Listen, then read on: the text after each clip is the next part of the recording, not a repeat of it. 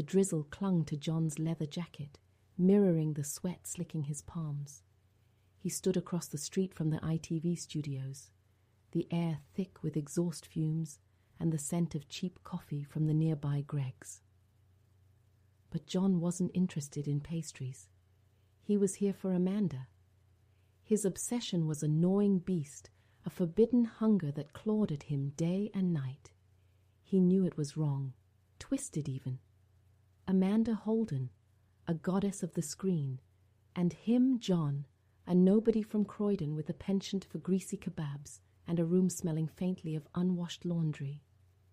Yet the fantasy burned, a fever dream fueled by stolen glances and whispered desires.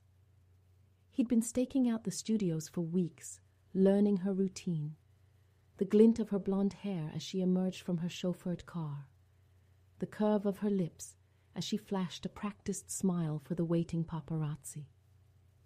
He knew this was madness, a dangerous game, but the thought of even a fleeting touch, the brush of her skin against his, was enough to send a jolt of electricity through him. Tonight, something felt different.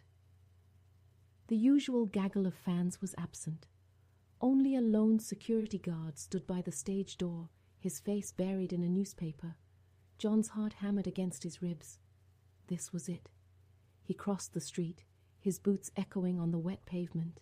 He feigned nonchalance, humming a tuneless melody as he approached the stage door. "Lost, mate?" the security guard grunted, finally looking up.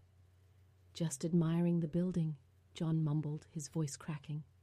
He could see the guard wasn't buying it.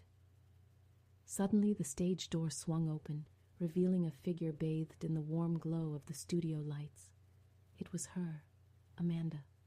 She looked tired, her makeup slightly smudged, but even in her weariness, she radiated an undeniable allure. "Everything all right, Dave?" she asked the guard, her voice a husky whisper. Dave shrugged. "Just this bloke admiring the architecture, Miss Holden." Her eyes flickered to John, a brief, almost imperceptible pause. Then she smiled. Not the practice smile for the cameras, but something softer, more genuine. "It's a lovely building," she said, her gaze lingering on him for a moment longer than necessary. In that instant, John knew he was lost. He didn't know what would happen next, but he knew he couldn't turn back. The forbidden fruit dangled before him, ripe and tempting, and he was ready to risk everything for a single bite. The rain intensified, plastering his hair to his forehead, but he didn't care. He was standing in the presence of his obsession, and the air crackled with a dangerous, intoxicating energy. The smell of rain, exhaust fumes, and cheap coffee faded away. All that was left was Amanda.